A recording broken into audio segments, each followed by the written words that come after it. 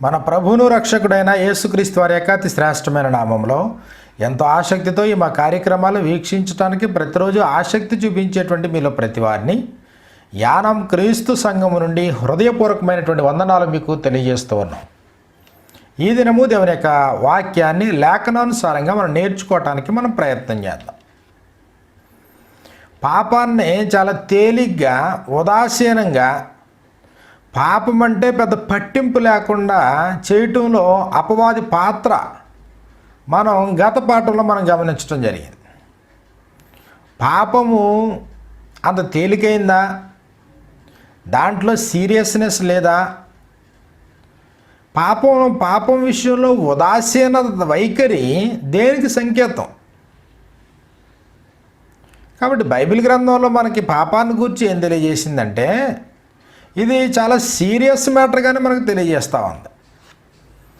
యోహాను సువార్తలో ప్రభు అయినటువంటి యేసుక్రీస్తు వారు మాట్లాడుతూ యోహాను సువార్త 8వ అధ్యాయం 34వ వచనంలో పాపము చేయి ప్రతివాడు పాపమునకు దాసుడు అన్నాడు. పాపానికి దాసుడివి అంటే పాపమే నీ యజమాని. పాపం నీ యజమాని అయినప్పుడు పాపం నీ జీవితంలో కీలకమైన పాత్ర పోషించట్లేదా? నేను చేయనిది ఇక మీదట నా యందు నివసించి పాపమే కానీ నేను కాను అన్నప్పుడు పాపం సీరియస్గా కనబట్టలేదా? రోమిలికి రాసిన పత్రిక 7వ అధ్యాయం 15వ వచనంలో దేవుని పోలిక దేవుని యొక్క స్వరూపంలో సృజించబడినటువంటి వాడు పాపానికి అమ్ముడైపోయినటువంటి పరిస్థితిని ఇక్కడ మనకి తెలియజేస్తూ ఉన్నాడు. రోమిలికి రాసినటువంటి పత్రిక 7వ అధ్యాయము 15వ వచనాన్ని మనం చూస్తే ధర్మశాస్త్రం ఆత్మ సంబంధమైనదని ఎరుగుదుము, అయితే నేను పాపమునకు అమ్మబడి శరీర సంబంధినై ఉన్నాను, పాపానికి అమ్ముడయ్యాను. అంటే పాపము నా యజమాని, నేను పాపానికి దాసుడిని అయిపోయాను. ఇక మీదట పాపం తన ఇష్టానుసారంగా నా దేహాన్ని దేహంలో ఉండే అవయవాల్ని వాడుకోవడానికి పాపానికి హక్కు దొరికింది అన్నప్పుడు ఈ పాపం అనేది పాపము చేయు ప్రతివాడు ఆజ్ఞను అతిక్రమించడం, ఆజ్ఞను అతిక్రమించడమే పాపం అన్నప్పుడు ఇక మీదట దేవుని యొక్క ఆజ్ఞలను అతిక్రమించడంలో ఏమాత్రం వెనకడిగాడు. మర్చిపోకండి, పాపం ఎంత సీరియస్సో, అది ఎంత సీరియస్ ఇష్యూ అని మనకు అర్థం కావాలి. అది ఎంత ప్రధానమైందో, ఎంత ప్రముఖమైనటువంటి జబ్బో మనకు అర్థమైతే ఆ పాపం మానవుల మీద ఉండేటువంటి ప్రభావం ఎలాంటిదో మనకు అర్థమైతే అప్పుడు ఆ పాపము నుండి మనం తప్పించబడడానికి అవకాశం ఉంటుంది. లేదంటే పాపం విషయంలో స్వేచ్ఛాపరులుగా, తెగింపు కలిగినటువంటి వారుగా, తెగింపు అంటే దేవుని ఆజ్ఞ ఉన్నా, దేవునితో నిబంధన ఉన్నా, దేవుణ్ణి అగౌరవపరుస్తూ దేవుని యొక్క పరిశుద్ధతను నిర్లక్ష్యం చేస్తూ ఆజ్ఞను అతిక్రమిస్తూ భూమి మీద విచ్చలవిడిగా బ్రతకడం, పాప భీతి కోల్పోవడం, దేవుని యందలి యథార్థతను విడిచిపెట్టడం, పరలోక సంబంధిగా కాకుండా కేవలం ఈ లోక దేహ సంబంధిగానే జీవితాన్ని కొనసాగించడం. కాబట్టి ఇలాంటి పరిస్థితి ఇది ప్రమాదకరమైంది. కారణం ఏంటంటే నేను పాపమునకు అమ్మబడి శరీర సంబంధినై ఉన్నాను. శరీర సంబంధి అయితే ఇక మీదట శరీర విషయాల మీద మనసు పెడతాడు, ఆత్మ సంబంధి ఆత్మ విషయముల మీద మనసు పెడతాడు. శరీరానుసారమైన మనస్సు మరణము, ఆత్మానుసారమైన మనసు జీవమును సమాధానమై ఉన్నది అన్నాడు. కాబట్టి శరీర సంబంధిగా ఒక వ్యక్తి మారిపోవడానికి పాపమే ప్రధాన కారణమైనప్పుడు నీ జీవితంలో, నీ కుటుంబంలో, నీ గ్రామంలో, నీ దేశంలో, ఈ ప్రపంచంలో పాపమే మానవుని యొక్క ప్రధానమైన సమస్యగా నీకు అనిపించట్లేదు అని అంటే నువ్వు అత్యంత ప్రమాదకరమైనటువంటి పరిస్థితుల్లో ఉన్నావు. దేవుని యొక్క ఆజ్ఞ ఉన్నప్పటికీ కూడా ఆజ్ఞను నువ్వు ధిక్కరించుకుంటూ వెళ్తున్నావంటే అత్యంత ప్రమాదకరమైనటువంటి పరిస్థితుల్లో నీ జీవితం కొనసాగుతూ ఉంది. ఆజ్ఞ నిన్ను క్రమపరచడానికి దేవుని చేత అనుగ్రహింపబడింది. దేవుడు తన సొత్తుగా నిన్ను చేసుకోవడం కొరకు దేవుడు ఆయా కాలాల్లో ఆజ్ఞలు, కట్టడలు, విధులు అనుగ్రహించాడు. ఆయన దేవుడు నిబంధన చేసుకుంటా ఉన్నాడు మనుషులతో. పాపపు స్థితిలోనే కొనసాగడానికి కాదు, ఆ స్థితి నుండి బయటకు వచ్చి దేవునితో సమాధానపడి శత్రుత్వాన్ని పోగొట్టుకుని జీవితాన్ని కొనసాగించడానికి.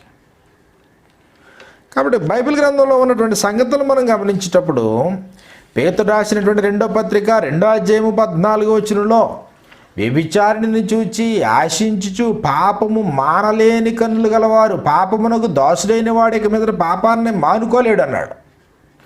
పాపము మానలేని కన్నులు గలవారు, ఇలాంటి వారు శాపగ్రస్తులై ఉన్నారు అని చెప్పాడు.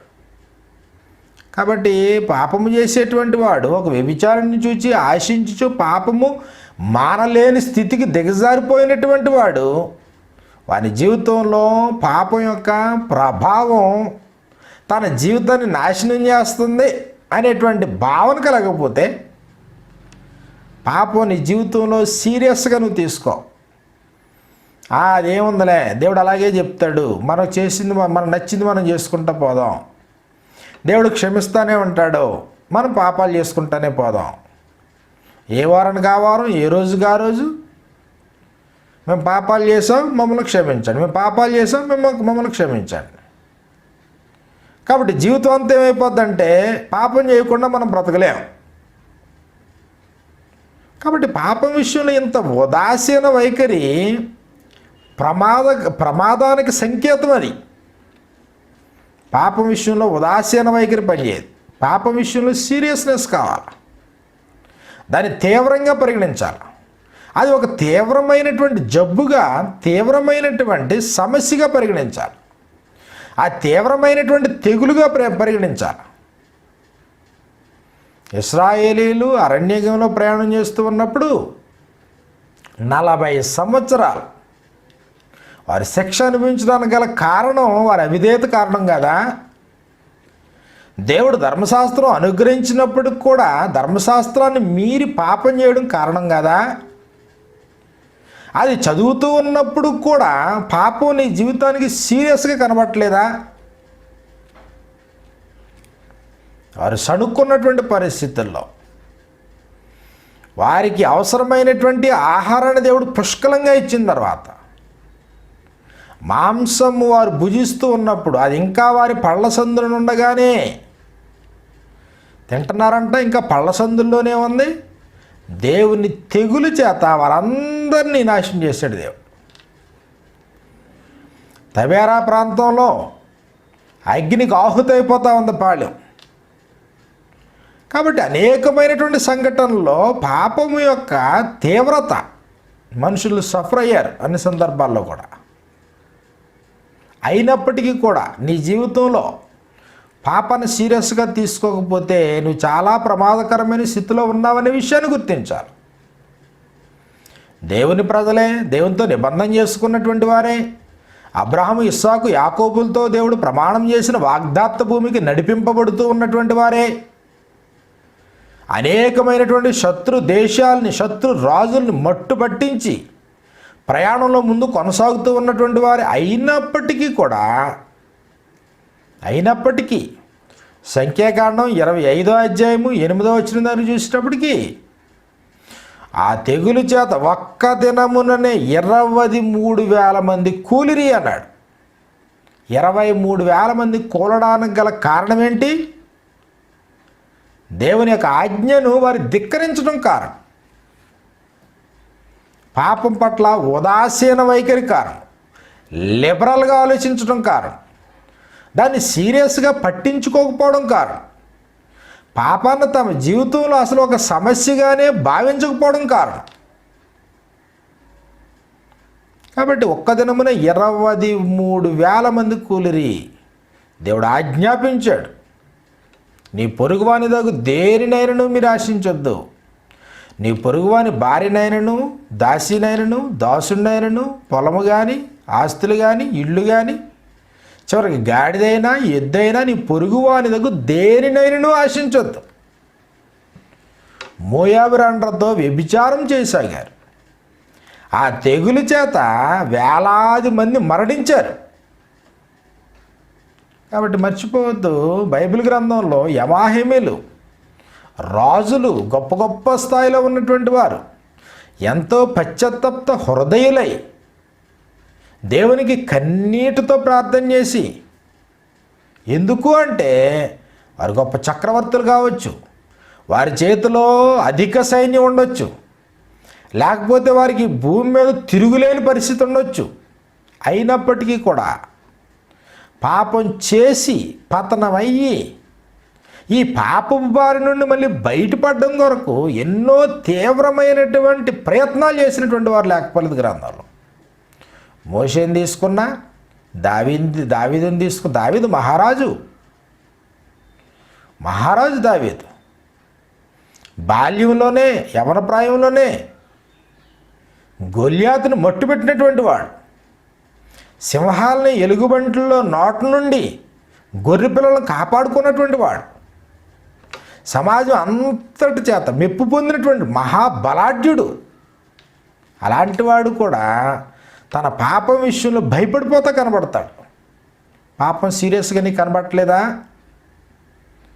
నీకు నచ్చింది, నీకిష్టమైన ధోరణిలో, మానవ పారంపర్యాల్లో, అన్యాచారాలతో, మానవుల యొక్క అభిప్రాయాలతో నువ్వు ఏకీభించి ఈ లోకంలో దేవుని ఆజ్ఞలను, కట్టడలను, విధులను పక్కన పెట్టి నీకు అనుకూలమైనటువంటి మార్గాన్ని ఏర్పాటు చేసుకుని ఆ మార్గంలో జీవితాన్ని కొనసాగిస్తూ ఏం పర్లేదులే, ఏం కాదులే, పాపం చేయనుడు ఎవడుంటాడు, నీతిమంతుడు లేడు, ఒక్కడైనను లేడు, ఎవరు నీతిమంతుడు అని ఎదురు ప్రశ్న వేసుకుని తమను తాము భ్రష్టత్వంలోకి దిగజారిపోయేటట్లుగా ప్రవర్తిస్తూ ఉన్నారు.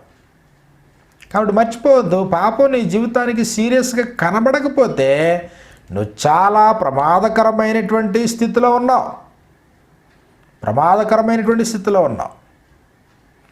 పాపాన్ని జయించడంలో గొప్ప గొప్ప రాజులు ఓడిపోయిన పరిస్థితులు ఉన్నాయి.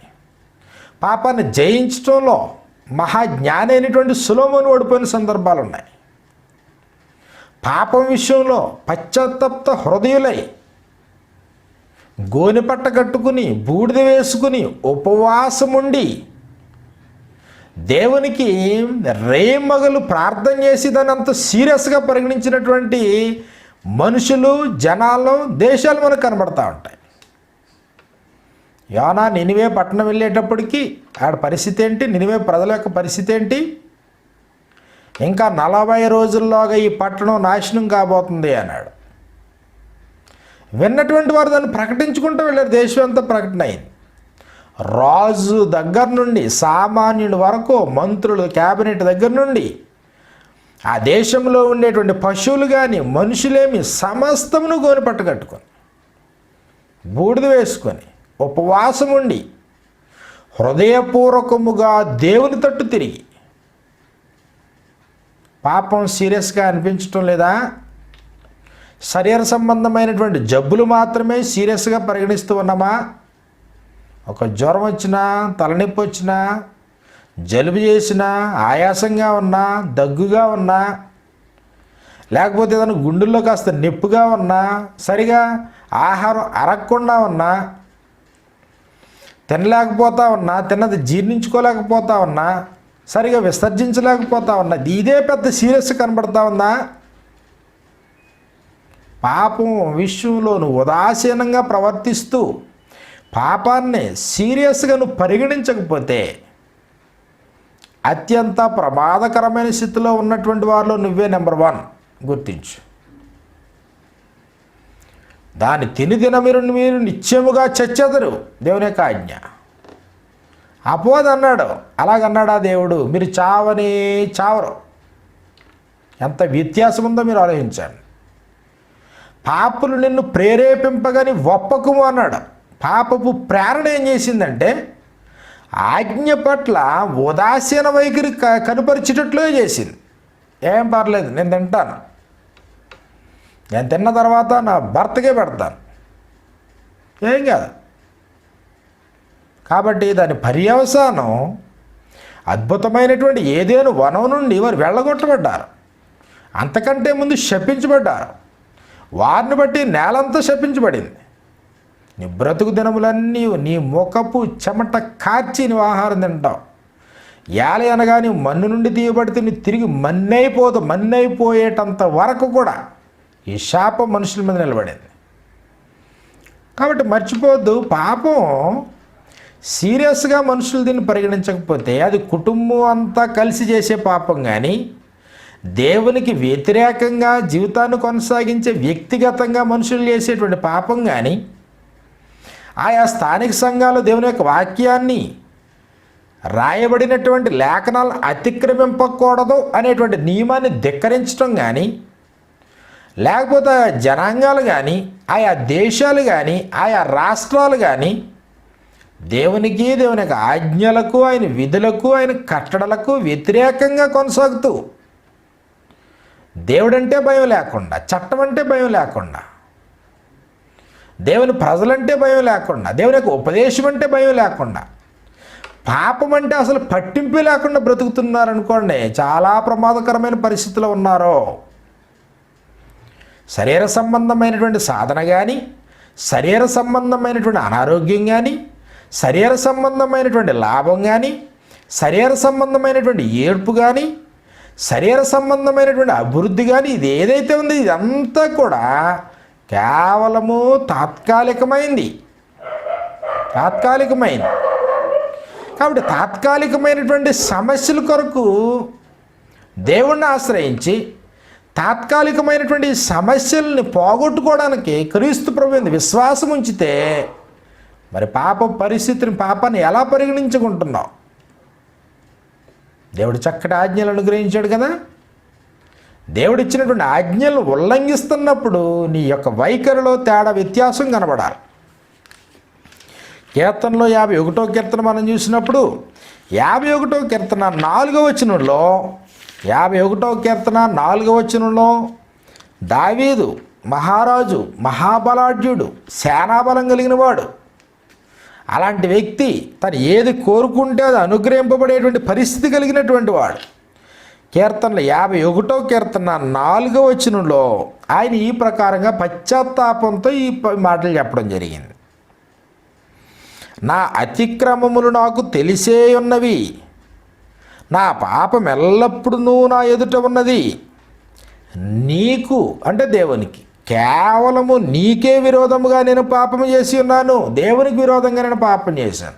అంటే ఎవరితో వైరం పెట్టుకున్నాను? దేవునితోనే వైరం పెట్టుకుంటా ఉన్నాను. నీ దృష్టి ఎదుట నేను చెడుతనం చేసి ఉన్నాను. కావున ఆజ్ఞ ఇచ్చినప్పుడు నీవు నీతిమంతుడుగా ఆగపడదువు, తీర్పు తీర్చినప్పుడు నిర్మలుడుగా నీవు నాకు కనబడదువు అన్నాడు. కాబట్టి నీ ఎదుటే నేను పాపం చేశాను, నీ ముందే నీ సన్నిధిలో నేను పాపం చేశాను.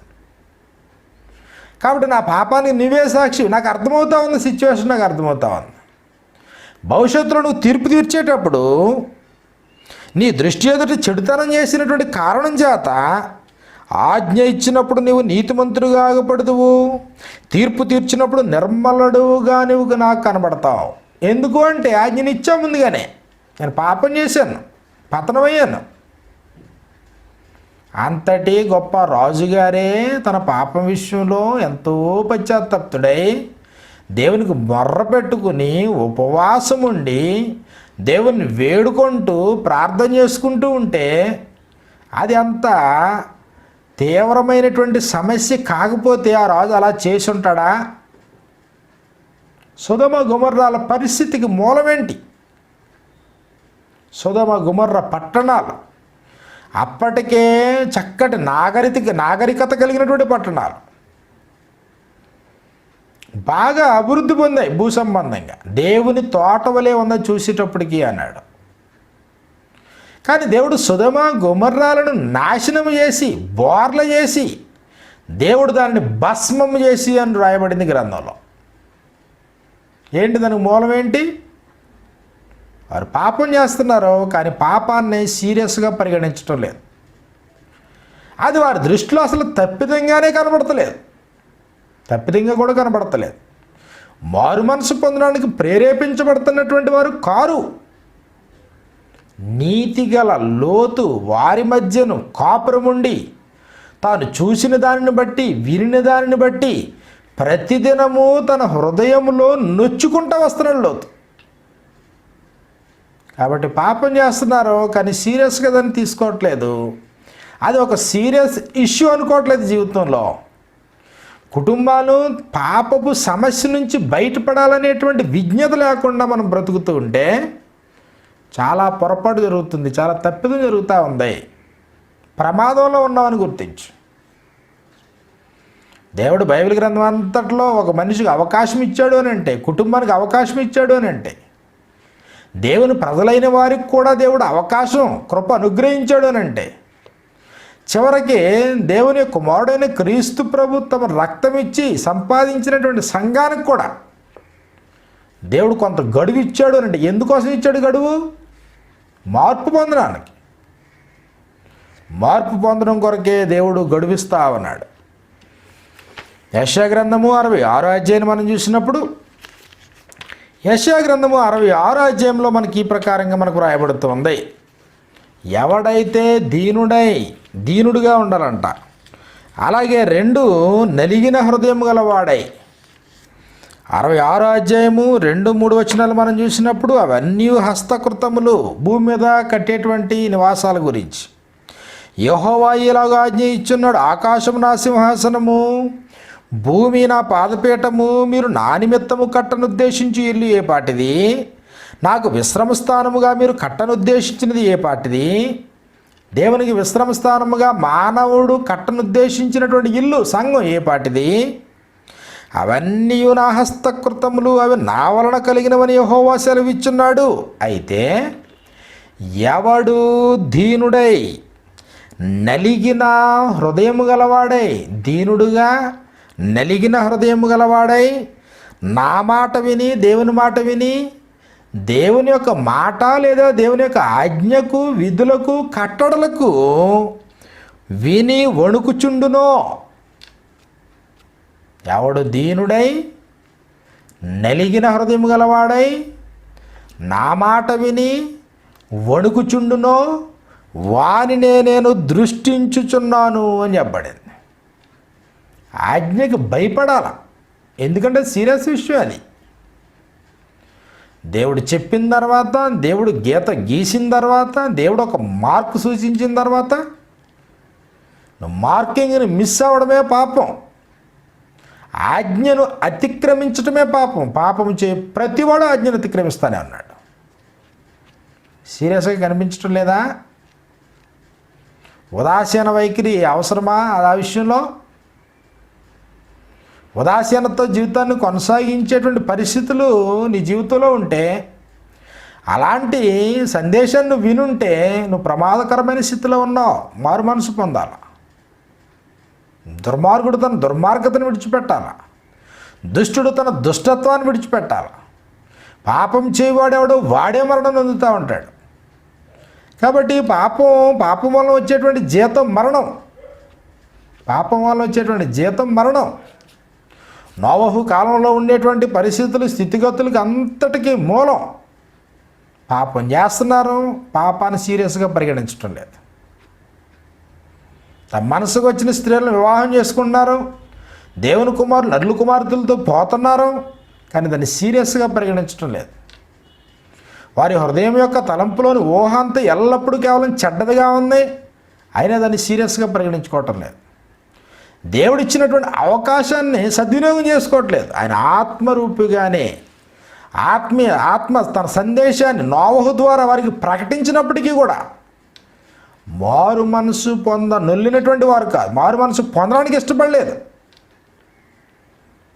మర్చిపోవద్దండి, పాపం నీ జీవితంలో దాన్ని సీరియస్గా పరిగణించే వాతావరణం నీ చుట్టూ లేకపోతే, నీ కుటుంబంలో లేకపోతే నువ్వు ప్రమాదకరమైనటువంటి స్థితిలో ఉన్నావనే వాస్తవాన్ని గుర్తించు. పాపం విషయంలో యామరపాటుతనం పనిచేయదు. పాపం విషయంలో చులకనతనం పనిచేయదు. పాపాన్ని సీరియస్గా పరిగణించాలి తప్ప దాన్ని ఏదో ఒక సిల్లీ థింగ్ అనుకోకూడదు. పాపం మనిషి చేయకపోతే ఇంకెవరు చేస్తారు, పాపాలు చేసుకుంటూ పోదాం అనుకోకూడదు. ప్రమాదంలో పడతాం. అత్యంత ప్రమాదంలో పడతావు, శాశ్వతమైనటువంటి ప్రమాదంలో పడే ప్రమాదం ఉంది. కాబట్టి అనేకమైనటువంటి సంగతులు ఈ విషయాలు మనకి తెలియజేస్తూ ఉన్నాయి. సొదొమ గుమొర్రాల పరిస్థితి కానీ, నోవహు కాలంలో ఉండేటువంటి జలప్రళయం కానీ, అటు తరువాత ఐగుప్తు నుంచి విడుదలైనటువంటి ఇశ్రాయేలు యొక్క స్థితిగతులు కానీ, మోషే పరిస్థితుల్లో ఉన్నటువంటి సందర్భాలు కానీ, ఇశ్రాయేలు యొక్క జీవిత విధానం కానీ, పాపాన్ని ఎప్పుడైతే వారు పరిగణించలేదో, దాన్ని విపరీతమైనటువంటి సమస్యగా వారు పరిగణించలేదో, దేవుడు వెంటనే వారిని మట్టుబట్టాడు. భారీగా ప్రాణాలు కోల్పోయిన సందర్భాలు, నిత్యత్వాన్ని కోల్పోయినటువంటి సందర్భాలు నేటికి కూడా సమస్య, మానవ జాతి సమస్య, ఈ లోకపు సమస్య. పాపమే సమస్యను నువ్వు గుర్తించకపోతే పిల్ల తరాన్న కూడా నువ్వు శపించబడినటువంటి వాడవై ఉంటావు. నువ్వు శపించబడినటువంటి స్థితిలోనే ఉంటావు. పేతురు రాసినటువంటి పత్రికను మనం చూసినప్పుడు, పేతురు రాసినటువంటి పత్రికలో మనకి ఈ ప్రకారంగా మనకు రాయబడింది. 2వ అధ్యాయము 2వ పేతురు పత్రిక 2వ అధ్యాయము 9-10 వచనాల్లో, భక్తులను శోధనలో నుండి తప్పించుటకును దుర్నీతిపరులను ముఖ్యముగా మలినమైన దురాశ కలిగి శరీరానుసారముగా నడుచుకొనుచు ప్రభుత్వమును నిరాకరించుచు శిక్షలో ఉంచబడిన వారిని తీర్పు దినము వరకు కావలిలో ఉంచుటకును ప్రభు సమర్థుడు. వీరు తెగువగలవారును స్వేచ్ఛాపరులనై మహాత్ములను దూషింప వెరవకై ఉన్నారన్నాడు. 1 తెగువగలవారు, 2 స్వేచ్ఛాపరులు. స్వేచ్ఛాపరుడికి ఇంకా నిర్బంధం ఏమీ లేదు, పాప విషయంలో నిర్బంధం లేదు. స్వేచ్ఛాపరుడికి ఏదైనా చేయొచ్చు, ఏదైనా మాట్లాడవచ్చు, ఏదైనా వినొచ్చు, ఏదైనా ప్రకటించవచ్చు, ఏదైనా బోధించవచ్చు, ఏదైనా వినొచ్చు. కాబట్టి అది దైవనీయమా కాదా అనే దాంతో సంబంధం లేదు స్వేచ్ఛాపరుడికి. అలాగే 2 తెగువ కలిగిన వాడికి తెగింపు. దేవుని ఆజ్ఞల విషయంలో నీకు తెగింపు పనికిరాదు, పాపం విషయంలో నీకు తెగింపు పనికిరాదు, స్వేచ్ఛగా నువ్వు నిర్ణయం తీసుకోవడానికి పనికిరాదు. తెగువ గలవారును స్వేచ్ఛాపరులనై మహాత్ములను సైతము దూషింప వెరవకై ఉన్నారు. మహాత్ముడా ఎవరనేది కాదు, మహాత్ముడు కాకపోతే దేవుడిని కూడా దూషించడానికి వెనకాడరు. ప్రభువుని కూడా, ప్రభు యొక్క వాక్యాన్ని కూడా దూషించడానికి వెనకాడరు. గ్రంథం ఒకటి చెప్తే ఒక జీవితాన్ని జీవించడం, గ్రంథంలో ఉన్న ఆజ్ఞలను కేవలం చదవడానికి పరిమితం అయిపోయి, దాన్ని కేవలం వినడానికి పరిమితం అయిపోయి, దాన్ని బోధించడానికి పరిమితం అయిపోయి, మనుషులం కదా, బలహీనతలు ఉంటాయి కదా, ఇలాగే ఉంటుందిలే అంత ఉదాసీన వైఖరితో తెగింపు అన్నాడు దాన్ని. తెగిస్తే ఇంకా ఆ మనిషి ఏదైనా చేయగలడు. తెగువ గలవారును స్వేచ్ఛాపరులు, ఆజ్ఞలకి కట్టడలకి విధేయుడివై దానికి బద్ధుడివై గీసినటువంటి గీతను దాటకుండా యథార్థపరుడుగా జీవితాన్ని కొనసాగించడానికి ఇష్టపడే వ్యక్తి అయితే దేవునితో, దేవుని యొక్క రాజ్యంలో శాశ్వత నిత్యత్వానికి వారసత్వాన్ని సంపాదించేటువంటి వ్యక్తిగా నీవు, నీ కుటుంబం, నీ స్థానిక సమాజం బాగుపడడానికే, మేలు పొందడానికి అవకాశం ఉంది. పాపాన్ని జీవితంలో సీరియస్గా తీసుకోకపోతే నష్టపోయినటువంటి వారు అనేకులు దృష్టాంతములుగా మనకు రాయబడ్డాయి. అప్పుడు వారికి దృష్టాంతముగా సంబంధించి ఇప్పుడు మనకు యుగాంతమందు ఉన్న మనకు బుద్ధి కలగడానికి వ్రాయబడ్డాయి అన్నాడు. కాబట్టి వాక్యాన్ని జాగ్రత్తగా అర్థం చేసుకుని, దేవుని యొక్క ఆలోచనలు, ఆయన ఉపదేశాన్ని అర్థం చేసుకుని, పాపం విషయంలో సరైన వైఖరి కలిగి ఉండి, ఆజ్ఞల విషయంలో దేవునికి భయపడి, దీనుడుగా నలిగిన హృదయం గలవాడుగా, ఆయన మాట విని వణికేటట్లు ఆయన సన్నిధిలో వణకాల. ఒక్క పొల్లు తప్పుగా మాట్లాడడానికి కూడా సాహసం చేయకూడదు. దేవుని యొక్క ఆలోచనలు కానీ, ఆయన తలంపులు కానీ ఉన్నట్లుగానే నువ్వు ప్రకటించాలి, అపార్థం చేసుకోకూడదు. దేవుడు ఉపదేశించింది, ఆజ్ఞాపించింది నీ జీవితంలో క్రమం తప్పకుండా దాన్ని అనుసరించాలి. ఎంత కష్టమైన, నష్టమైన, భారమైన, ఇబ్బంది అయినా ప్రేమతో కష్టాన్ని కూడా స్వీకరించాలి. అలాంటప్పుడు శాశ్వతమైన నిత్యత్వాన్ని సంపాదించుకునే అవకాశం ఉందనే వాస్తవాన్ని గుర్తించాలని వీళ్ళ ప్రతి వారిని ప్రేమపూర్వకంగా మనవి చేస్తూ ఇంతటితో సందేశాన్ని ముగిస్తున్నాను. మీలో ప్రతి వారికి మా హృదయపూర్వకమైన వందనాలు. ప్రార్థన చేసుకుందాం. దయగల మా తండ్రి, ప్రేమగల మా నాయన, మీరు మాకు అనుగ్రహిస్తూ ఉన్నటువంటి కృప కొరకే నీ కృతజ్ఞతలు తండ్రి. ఈ భూనివాసకాలను ఏడంత స్థిరు, ఎంత స్థిరుడైన ప్రతివాడు కేవలం వట్టి ఊపిరి వంటివాడు తండ్రి. జీవితాన్ని జీవిస్తూ ఉన్నటువంటి మేము తాత్కాలికమైనటువంటి శరీర సంబంధమైన వాటికి జీవితాన్ని అమ్మేసుకోకుండా, పాపానికి అమ్ముడవకుండా, నీ ఆజ్ఞల్లో, నీ కట్టడంలో, నీ విధులను శిరసా వహించి మా కొరకు మీరు విధించినటువంటి ఆజ్ఞలలోనే జీవితాన్ని కొనసాగించి కృపనిమ్మని ఈ ప్రార్థనని ప్రియకుమారుడైన క్రీస్తు నామమున అడిగి వేడుకొంచున్నాం మా తండ్రి. ఆమేన్.